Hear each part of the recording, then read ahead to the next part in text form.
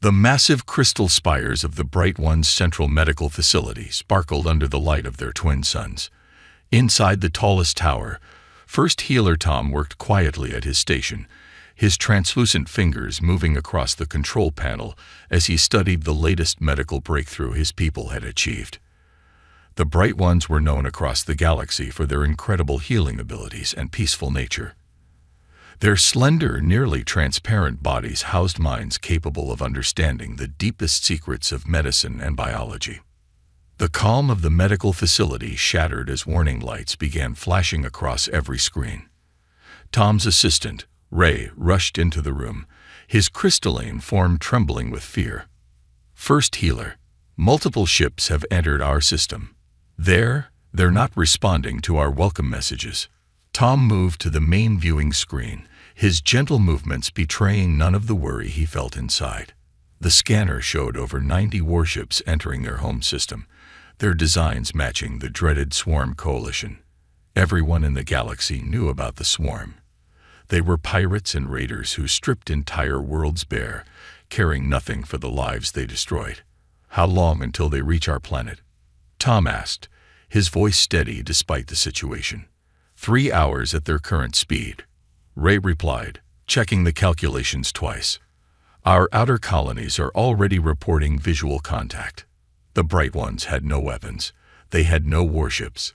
Their entire civilization focused on healing and peace. The few defense shields they maintained were designed to protect against solar radiation, not military weapons. Tom reached for the emergency broadcast controls. As First Healer, he spoke for their entire species in times of crisis. His fingers danced across the panel, activating every communication channel they had. "This is First Healer Tom of the Bright Ones. We are broadcasting on all frequencies to any civilized species within range. The Swarm Coalition has entered our system with a fleet of warships. We are a peaceful people. We have no means of defense. Our world holds the combined medical library of the galaxy, containing cures for over 10,000 diseases. We have helped heal millions across hundreds of worlds. Please, we request immediate assistance." The message repeated, broadcasting in every known language, spreading out across the stars at faster than light speeds through the galaxy's communication network. Minutes passed. The swarm ships grew closer. A harsh voice cut through their communications. "This is Commander Black of the Swarm Coalition. Your world has been chosen. Surrender your resources and submit to our authority. Resistance will result in planetary bombardment. You have 1 hour to comply." Tom looked at the frightened faces of his people gathering in the medical facility's main hall. The Bright Ones had always believed in peace, in healing, in making the galaxy a better place. Now that very peace threatened to be their downfall. "Keep broadcasting," he ordered Ray. "Someone must hear us. Someone must come." Far away, at the edge of known space, a human deep space monitoring station picked up the Bright One's desperate call. Lieutenant Jack sat up straight in his chair, his coffee forgotten as he listened to the message. He knew about the Bright Ones. Their medical knowledge had helped cure his sister's rare disease just last year. His fingers flew across the keyboard, marking the message as Priority 1 and forwarding it directly to Earth Defense Command. The automated systems calculated the threat level, processing the mention of the Swarm Coalition and their known tactics. Within minutes, alarms were ringing across Earth's military installations. The humans, still relatively new to the galactic community, had been waiting for a chance to prove themselves. Classified as Deathworlders, due to Earth's high gravity and harsh conditions, they had been viewed with suspicion by many alien species. Now, someone needed help, and if there was one thing humans were good at, it was fighting to protect others. As the swarm ships closed in on the Bright One's homeworld, they had no idea that Earth's 7th Fleet was already spinning up their engines. They had no idea that the supposedly primitive humans they had dismissed as unimportant were about to show the galaxy exactly what a species evolved on a death world could do. Tom's message kept broadcasting across the stars. Help was coming. The Deathworlders were coming. and the galaxy would never be the same. Admiral James Stone stood before the United Earth Council, his weathered face illuminated by the massive holographic display showing the Bright One's distress signal. The council chamber was silent as the peaceful alien's desperate plea echoed through the room. "Ladies and gentlemen of the council," Stone began, his deep voice carrying authority earned through 30 years of service. "We all know what the Swarm Coalition does to peaceful worlds.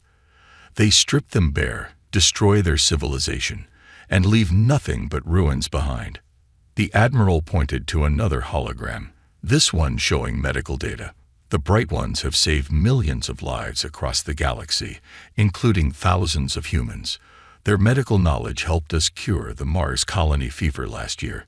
Now they need our help." Council Leader Bill looked around the table at the other 11 members. "The Swarm Coalition has 93 ships in their attack fleet. Our 7th Fleet has only 30. Those aren't good odds, Admiral." Stone smiled, and there was something predatory in that expression. "With all respect, Council Leader, you're forgetting something important. We're humans. We evolved on a heavy gravity world with predators, natural disasters, and conditions that would kill most alien species. Our ships are built to handle stresses that would tear their vessels apart." He pressed a button, and the display changed to show the human fleet. "The 7th Fleet has been training for exactly this kind of situation. Our crews can handle forces that would knock swarm pilots unconscious. Our Marines train in powered armor that can crush tank armor. We're what the galaxy calls Deathworlders. And it's time to show them why." The council members looked at each other. They had all heard the whispers from other alien species, the fear in their voices when they talked about Earth's gravity and conditions.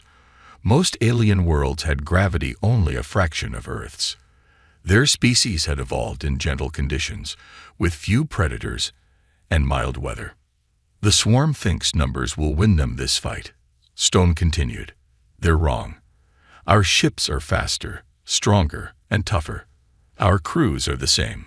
We can hit them harder than anything they've ever faced, and we can take hits that would destroy their ships."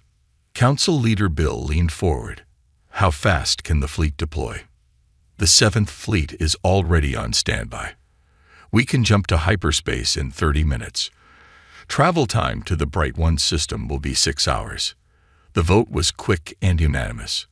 Earth would help. Within 20 minutes, 30 massive warships broke orbit around Earth.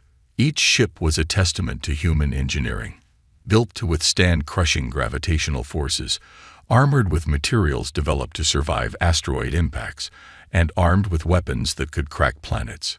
On the bridge of the flagship Thunder of Terra, Admiral Stone watched his fleet form up for the jump to hyperspace. The ship's crew worked with practiced efficiency, their movements sure despite the high-G conditions they trained under. "Message from Earth Command," his communications officer reported. "We have permission to engage the Swarm Coalition with full force. Rules of engagement are confirmed.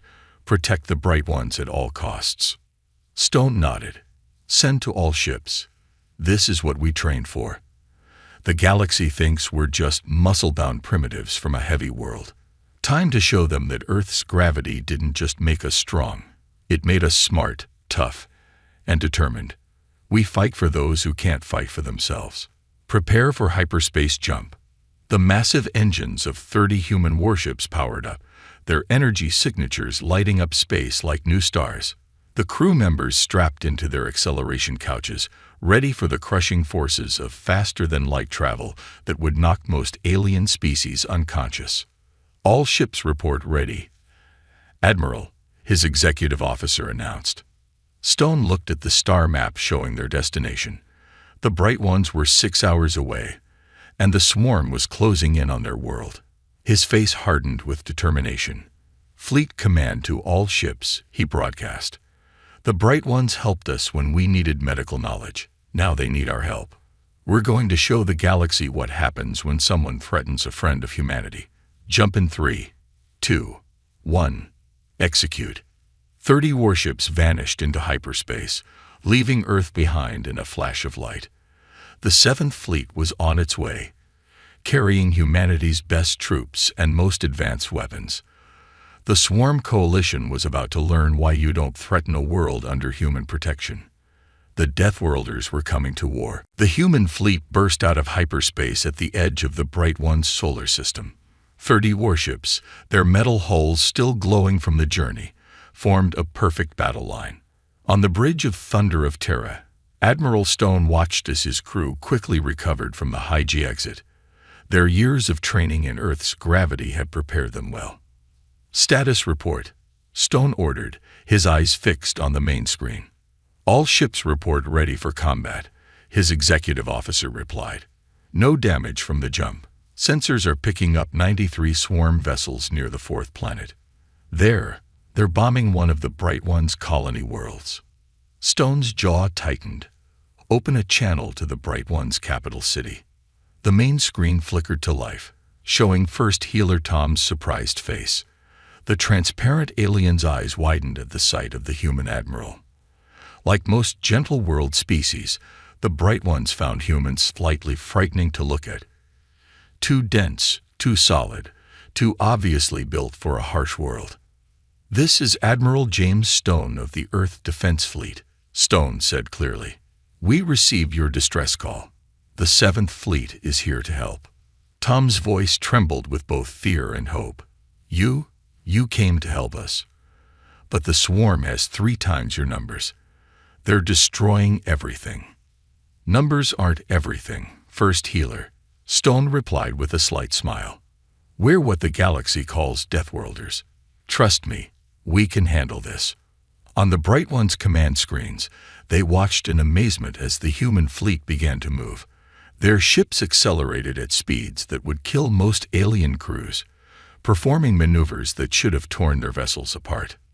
"This is impossible," Ray whispered, watching the sensor readings. "They're pulling 20 Gs in those turns. How are they even conscious?" Tom remembered reading about Earth. A heavy-gravity death world with constant storms, earthquakes, and dangerous predators. These humans had evolved in conditions that would crush most species.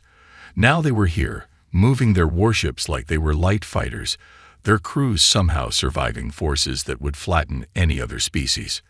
Admiral Stone turned his attention to the swarm fleet. "Open a channel to their commander." The screen changed to show Commander Black of the Swarm Coalition. The insectoid alien's mandibles clicked in what might have been amusement. "So the primitives from the heavy world have come to play," Black's translator crackled. "Your reputation is known. Humans. Strong bodies. Yes, but simple minds. What can 30 ships do against our fleet?" Stone's response was calm. "This is your only warning. Leave this system now, or we will remove you by force. The Bright Ones are under Earth's protection." The Swarm commander laughed, a harsh clicking sound. "We are the Swarm Coalition. We take what we want. Your thick bones and dense muscles won't help you against our superior numbers." "All ships, battle stations," Stone ordered as the channel closed. "They want to learn about Earth's gravity the hard way. Let's teach them." Across the human fleet, crews moved to their posts. Marines in powered armor prepared for possible boarding actions. Gunners activated weapon systems that could punch through battleship armor. Every crew member had trained their entire lives in gravity 3 or 4 times what most species considered normal. They were ready. The swarm fleet turned, their 93 ships forming attack squadrons. They had crushed dozens of worlds before, always relying on superior numbers. Their scans showed the human ships were heavily armored, but surely nothing could withstand their combined firepower. "They're launching fighters," Stone's tactical officer reported. "Over 300 small craft incoming." Stone nodded. "Launch our own fighters. Let's show them what Earth pilots can do."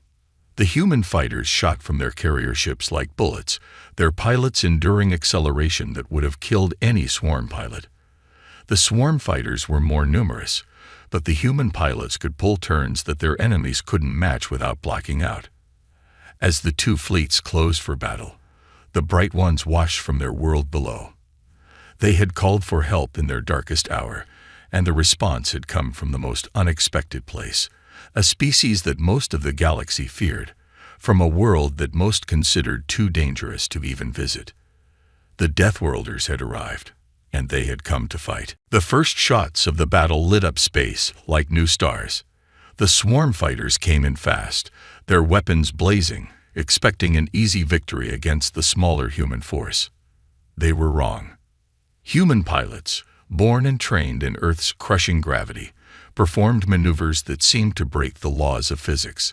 Their fighters spun, rolled, and turned at speeds that would have knocked out any other species. The swarm pilots watched in horror as their superior numbers meant nothing against enemies who could outmaneuver them in ways they couldn't match. "First wave of enemy fighters is in chaos," reported Frank, the tactical officer on Thunder of Terra.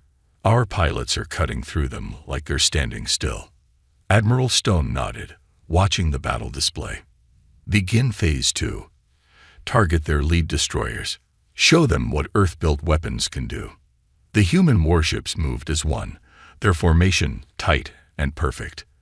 The swarm commander had placed his largest ships in front, thinking their heavy armor would protect them. He didn't understand that humans have been building weapons to work in high gravity their entire lives. When the first volley hit, 3 swarm destroyers simply disappeared in balls of fire. "How?" Commander Black screamed from his flagship, mandibles clicking in fury. "Their weapons shouldn't be that powerful." His science officer's voice shook as he answered. "They're using gravity-assisted projectiles. The weapons are designed to work in Earth's gravity. In normal space, they're far more powerful than our armor can handle." On the bridge of Thunder of Terra, Admiral Stone watched as his fleet executed their battle plan perfectly. "Launch the Marines," he ordered. "Commander Hayes, you have your targets." Deep in the human ships, squads of Marines in powered armor prepared for combat. Their suits were built to let them fight in Earth's gravity. In space, they made them nearly unstoppable. Commander Ann Hayes checked her team one last time. "Remember your training," she told them through the comm. "These swarm ships have gravity set to 1/3 of Earth normal. That means we'll be 3 times stronger than we are in training. Let's show them why you don't mess with humans." The drop pods launched, streaking across space toward the disabled swarm ships.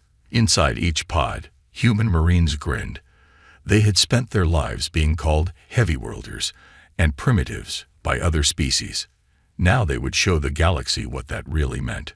"Swarm fleet is trying to regroup," Frank reported from Tactical. "They're not used to fighting enemies who can take this kind of punishment. Their crews are suffering from high-G blackouts just from basic evasive maneuvers." Stone allowed himself a small smile. "Press the advantage. All ships, advance. Let's push them back from the Bright One's world." The human fleet moved forward like a wall of steel. Their ships could take hits that would have destroyed other vessels, their armor designed to withstand the crushing pressures of Earth's deep oceans.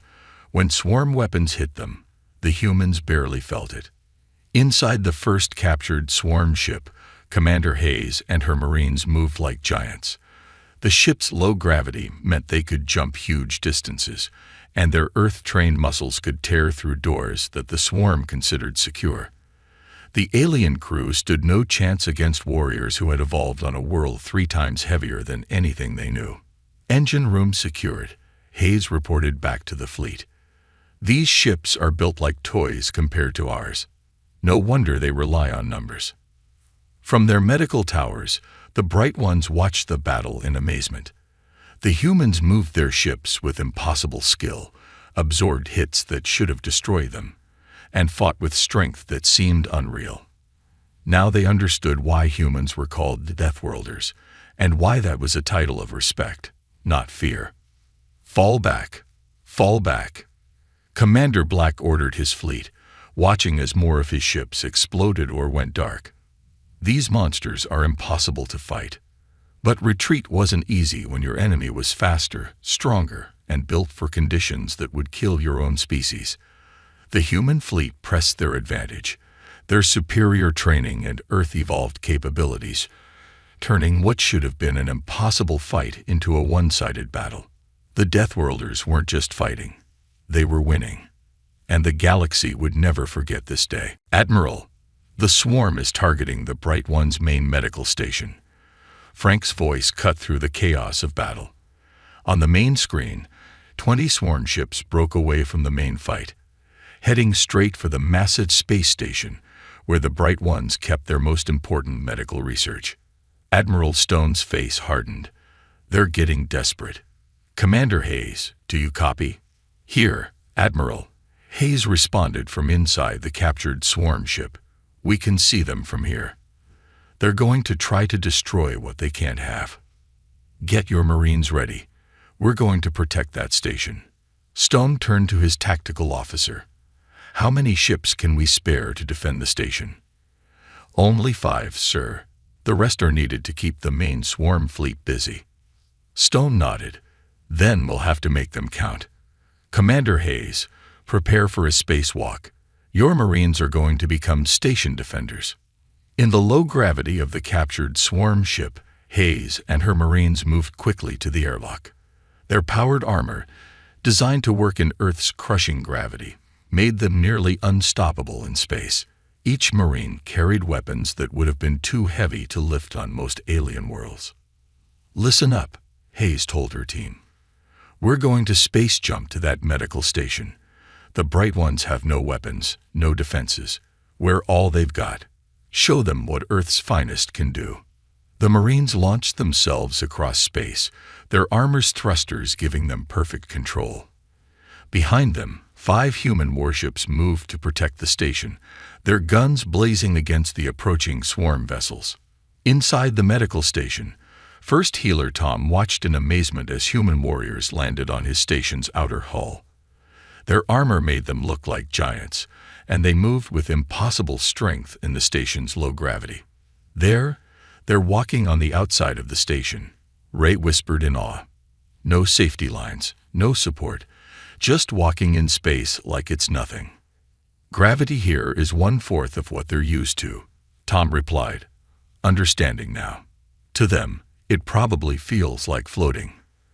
The first swarm boarding pod slammed into the station, but instead of finding helpless medical workers, they found Earth's Marines waiting for them. In the station's low gravity, the Marines could jump entire corridors in a single bound, their Earth-trained muscles letting them tear through swarm armor like paper. "Station Section 1 secured," Hayes reported, her armored fist crushing the swarm warrior's weapon.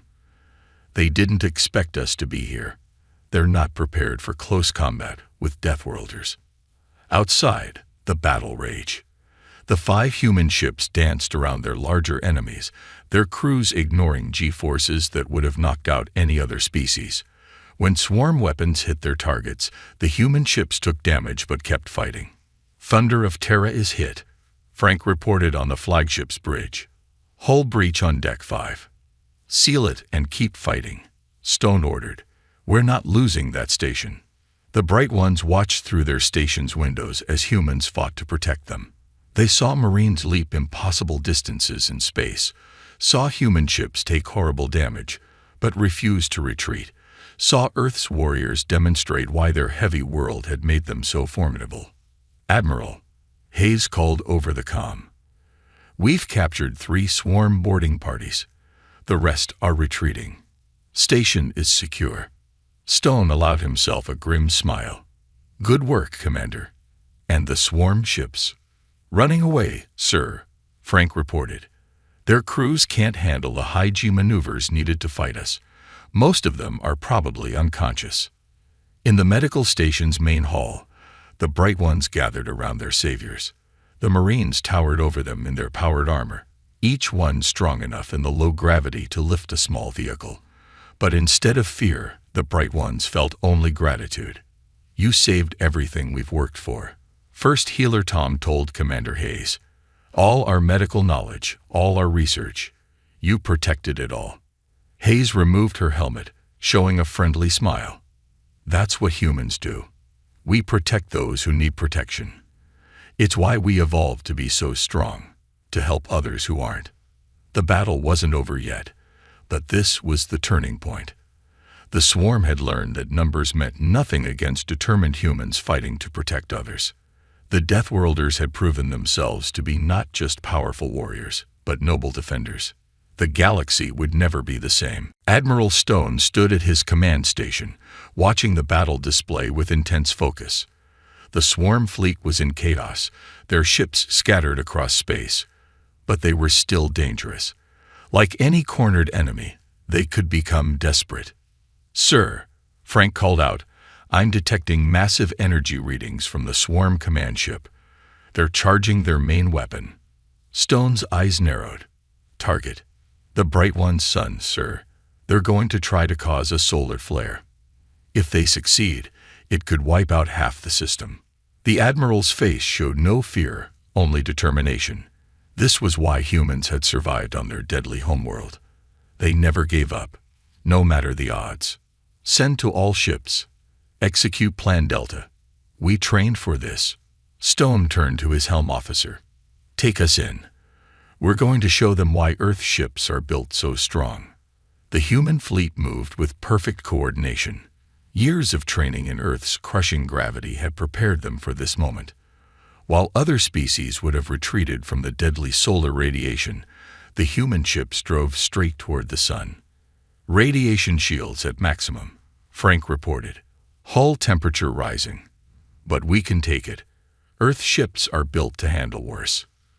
Commander Hayes and her Marines, still on the medical station, watched in awe as their fleet performed an impossible maneuver. The human ships used the sun's gravity to slingshot themselves at speeds that would have torn any other vessels apart. "Look at that," one of her Marines whispered. "Those are our ships, our people, doing what everyone said couldn't be done." The swarm never saw the attack coming. They were so focused on charging their weapon that they didn't notice the human fleet emerging from behind the sun's corona, their hulls glowing red-hot but their crews still fighting. "Fire everything," Stone ordered. "All ships concentrate fire on their command ship." 30 human warships, built to withstand the crushing depths of Earth's oceans and the burning heat of its deserts, opened fire as one. Their weapons, designed to work in high gravity, struck with devastating force in normal space.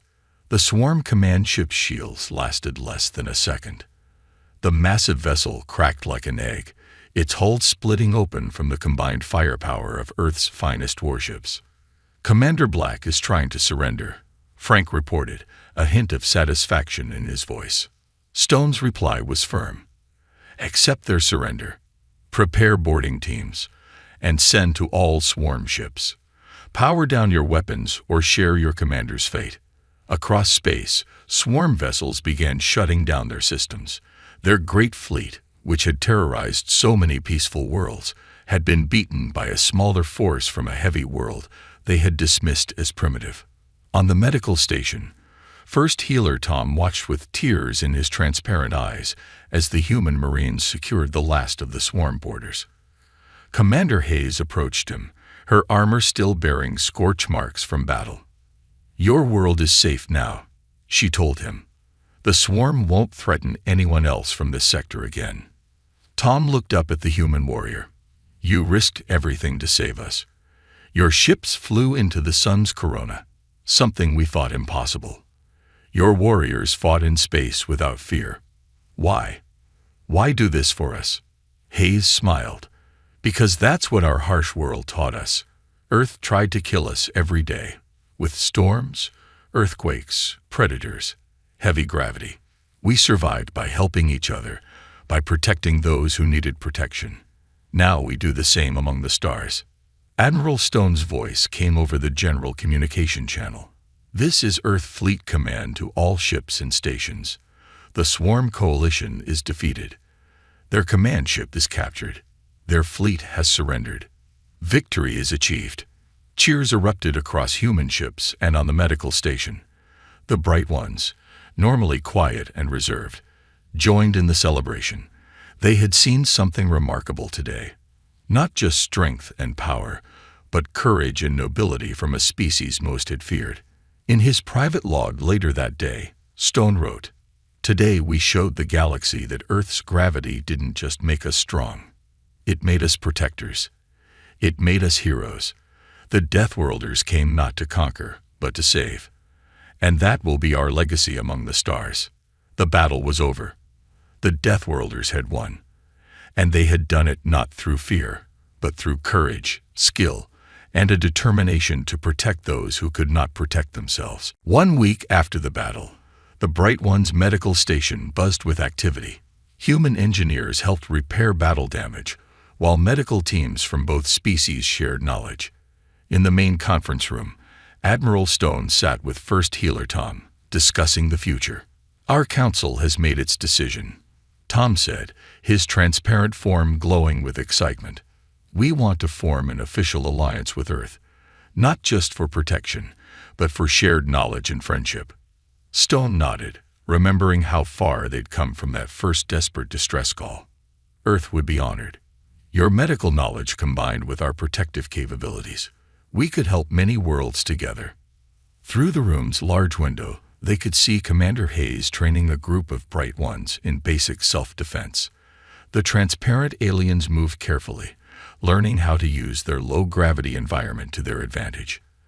They would never be warriors like humans, but they could learn to protect themselves better.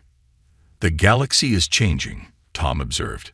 "News of this battle has spread everywhere. 3 other peaceful species have already contacted us, asking if Earth would extend its protection to them as well." Stone smiled. "And we will. That's what Earth has decided to become. Not conquerors, not just warriors, but protectors of those who need us." In the medical labs below, human doctors worked alongside Bright One healers. The aliens' advanced medical knowledge, combined with humans' deep understanding of surviving harsh conditions, was already producing amazing results. "Look at this," Ray said excitedly, showing Tom and Stone a new medical scan. "Human cellular regeneration in high-gravity conditions is incredible. If we combine this with our healing techniques, we could cure diseases we thought impossible to treat." The captured swarm ships had been transformed into a defensive fleet, now crewed by human volunteers who would stay to protect the Bright One system. Commander Hayes had been chosen to lead this new force. "The swarm prisoners have revealed everything," Hayes reported during the meeting. "Hidden bases, secret routes, stolen resources. We're already helping other worlds recover what was taken from them." Stone looked at his datapad, reading the latest reports from Earth. "The Council has approved the formation of the Guardian Fleet.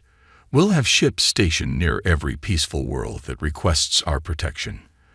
The galaxy will know that threatening innocent species means dealing with Earth." Tom's form brightened, his people's way of showing joy. "You've changed everything. Before, peaceful species lived in fear of raiders and pirates. Now we have hope. The Deathworlders came not to destroy, but to protect." In the station's observation deck, human and Bright One children play together. The alien children were fascinated by the human kids' strength in the low gravity, while the human children were amazed by the Bright One's ability to glow and change colors. "That's the real victory," Hayes said, watching the children. "Not just winning a battle, but building a future. Those kids won't grow up fearing each other. They'll grow up as friends." The final piece of the alliance was unveiled in the medical station's new wing. A massive database, combining Earth's survival knowledge with Bright One healing techniques. It would be shared with any peaceful species that needed it. "We're calling it the Guardian Archives," Tom announced proudly. "A place where any species can learn both how to heal and how to protect themselves. Earth's strength and our knowledge working together." As Stone prepared to return to Earth, leaving Hayes and her teams to guard their new allies, he had one last conversation with Tom. "You know," the Admiral said, looking out at the stars, "for years other species called us Deathworlders, like it was something to be ashamed of. But Earth's harsh conditions didn't make us cruel. They made us understand the importance of protecting others." Tom placed his transparent hand on the Admiral's shoulder. "You turned what others saw as a weakness into your greatest strength. The galaxy will remember this not as the day the Deathworlders came to fight, but as the day they came to protect." As the human ships departed, leaving their protective force behind. A new chapter in galactic history had begun. The Deathworlders had found their true purpose, not to conquer, not to destroy, but to guard and protect. Earth's gravity had forged them strong, but their hearts had made them heroes. The age of fear was over. The age of the Guardians had begun.